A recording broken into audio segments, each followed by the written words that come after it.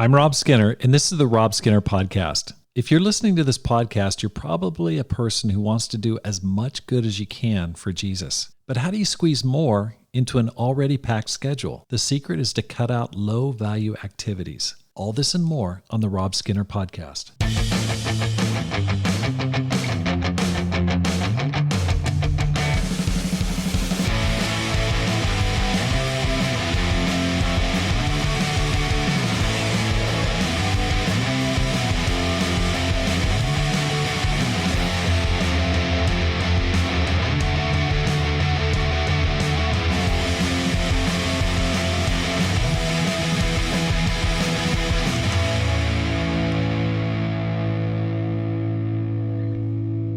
Welcome back to the Rob Skinner Podcast. My goal is to inspire you to live a no-regrets life, make this life count, and multiply disciples, leaders, and churches. I hope you're having an amazing September. I love this month. It's my birthday month. I'm turning, I won't tell you, but I'm getting up there, getting closer to Jesus every day. But anyway, it's going to be an amazing month and an amazing fall no matter where you're at. And if you are in Indonesia, that's awesome. If you're in Japan, hey, how you guys doing out there? If you're in Korea, hope you guys are doing great there. Wherever you're at, if you're down under, just want to send you my love. This is an amazing time to serve God, and now is a time for each one of us to do as much as we can for Him. So today I'm talking about how do we do more when we're so busy? I mean, just with all the technical revolution, we have so much stuff that we've got to do in addition to our normal lives. We've got answering email. There's just so many things, so many little things that just kind of fill up the cracks in our time. So today I want to talk about cutting out low-value activities. Watching the game of cornhole on TV fills me with many questions. Questions such as, why? Another question is, who are these people who are so good at this quote-unquote sport? I ask myself, how many hours have they spent playing this game in order to keep getting that beanbag in the hole time after time? I also think, how do these people support themselves? I mean, it just seems like it's so automatic. I mean, where does the money come from? These same questions arise when I hear of professional video game players. What really blew my mind was when I discovered someone in my church who didn't enjoy playing the video games, but enjoyed watching other people play video games on TV. I had never heard that. And I go, you will watch someone else play a video game? I just go, oh my gosh. Talk about 3 steps away from reality. That's crazy. I didn't say that to the person, but I thought it myself. God gives us great freedom as disciples. And there are large areas that are gray areas. These are activities or behaviors that don't neatly fall under the category of right and wrong. Now, you may not be able to point out a scripture that prohibits that particular pastime. However, that doesn't mean it's something that you should pursue. What are some of these gray areas that aren't discussed in the Bible directly? Well, how about smoking cigarettes? Okay, where does it say in the Bible that you can't smoke cigarettes? It doesn't. Jesus never smoked. I don't think his disciples did. I don't know when tobacco was discovered, but it's not mentioned in the Bible. How about chewing tobacco? How about cigars? How about smoking marijuana? Marijuana is not mentioned in the Bible. Doesn't say that directly. And if you've got someone who's struggling with it in your church, maybe you do, that's probably the first thing they'll bring up. It says it's not prohibited in the Bible. Video games, online news addiction. Maybe you're addicted to CNN or Fox News or some other news outlet. TV binging, hours of internet browsing and scrolling, hobbies. Moses and Jesus never taught a lesson on quote-unquote spiritual views on smoking or Christ-like computer usage. It's just not in the Bible. Instead, we're left with principles to follow that address how to view areas not covered in the Bible. Paul addresses some of these areas in 1 Corinthians. In 1 Corinthians 10, verse 23, he says, I have the right to do anything, you say, but not everything is beneficial. I have the right to do anything, but not everything is constructive. In 1 Corinthians 6:12, I have the right to do anything, you say, but not everything is beneficial. I have the right to do anything, but I will not be mastered by anything. Paul was dealing with sexual immorality with prostitutes in a city that had 3 temples dedicated to the goddess of love, Aphrodite. He was also trying to give guidance about eating food that had been sacrificed to idols. The disciples in the church were pushing back against Paul and his authority and were saying, hey, listen, bug off. I've got the right to do anything as a Christian. Paul agreed, but added that not everything is constructive or beneficial. He also advised to not do anything that may be allowed but could master a person or cause an addiction. He then adds in chapter 10, 31 through 11:1, so whether you eat or drink or whatever you do it all for the glory of God. Do not cause anyone to stumble, whether Jews, Greeks, or the church of God, even as I try to please everyone in every way. For I am not seeking my own good, but the good of many, so that they may be saved. Follow my example as I follow the example of Christ. Paul explains that a mature and multiplying disciple looks at behaviors and activities and evaluates their worthiness not only on whether the Bible allows or condemns them explicitly, but also by the following spiritual questions and filters. For example, is this activity constructive? Is it going to build me up? Is it going to build up other people? Secondly, is it beneficial? Will it help me and other people? Will it master me?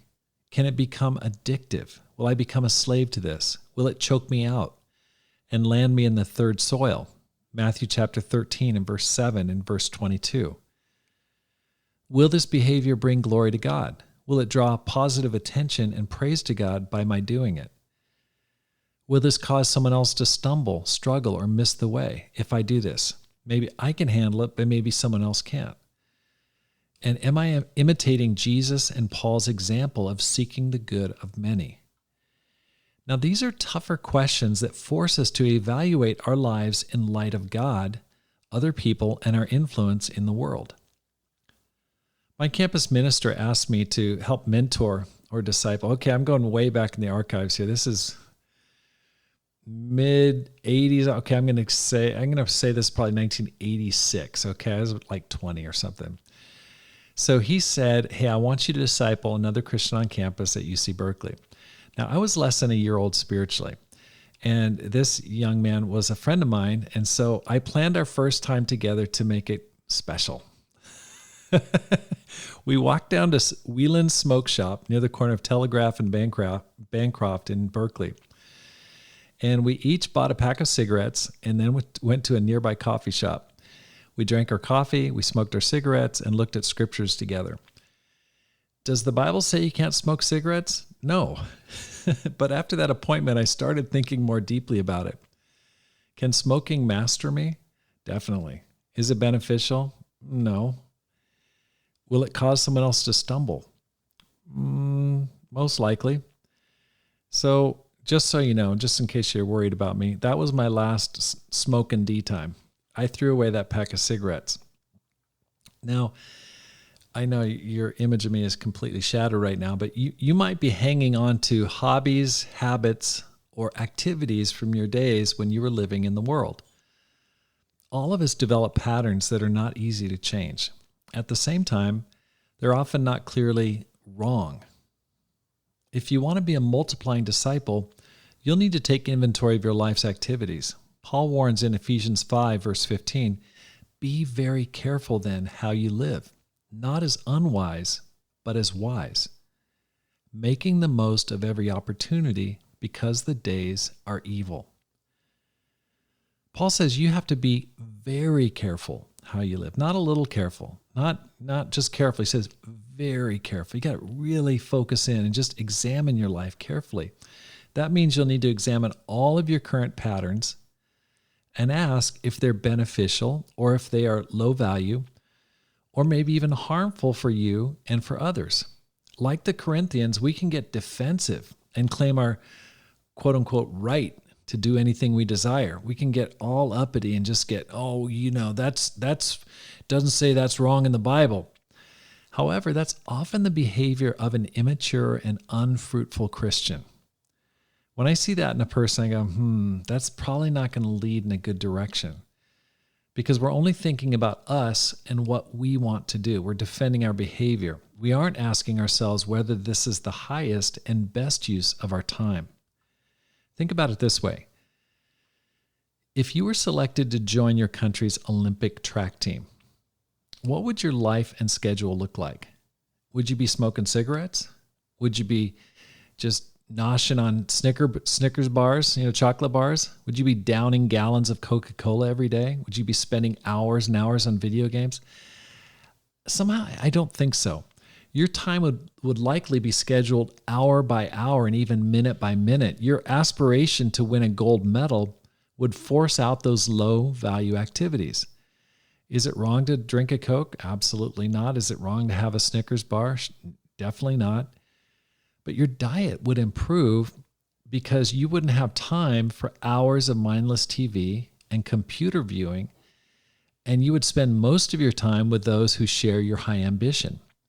Low-value behaviors would be left far behind. As Paul shares in 1 Corinthians 9:24, do you not know that in a race all the runners run, but only one gets the prize? Run in such a way as to get the prize. I find that one of the most impacting scriptures in the Bible. As I've been praying in my prayer walks in the morning recently, I'm just like, God, if I could ask for one thing, it would be, give me that spirit to run to win. That's what I want. That's what I need. The spirit to not make excuses, to beat my body, to make it my slave, to go that little extra effort, to say no to the things that I desire and say yes to what you want for my life. The context of the chapter is that Paul had a right to get paid and supported by the Corinthians, but in order to save more people and undercut his critics, he chose to support himself financially. He was very careful how he lived. He was willing to let go of what was rightfully his if it meant more people could be saved. And that is the mature mindset of a multiplying disciple. Application. Take stock of your low-value activities. What are you spending time on that may not have high value? What one thing, if you gave it up, would open up space to do something where you could save souls, get closer to God, meditate on God, serve other people? Evaluate your gray areas. Instead of asking whether it's right or wrong, use the questions above to determine whether your life's activities are beneficial or constructive. Beat your body. Replace empty, fruitless behavior with action that will bear good fruit in your walk with God, your character, and in saving souls. Thanks for listening. Here's how you can help support the program. First, let your friends know about the podcast.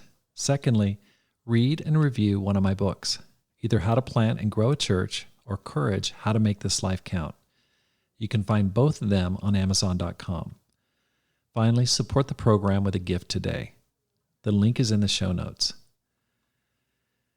I have the transcript of this lesson in my show notes as well. So if you want to use any of this material in teaching young Christians or teaching in your church, feel free. It's just wide open. Go ahead and take that and use that. I'd be glad to have you do that.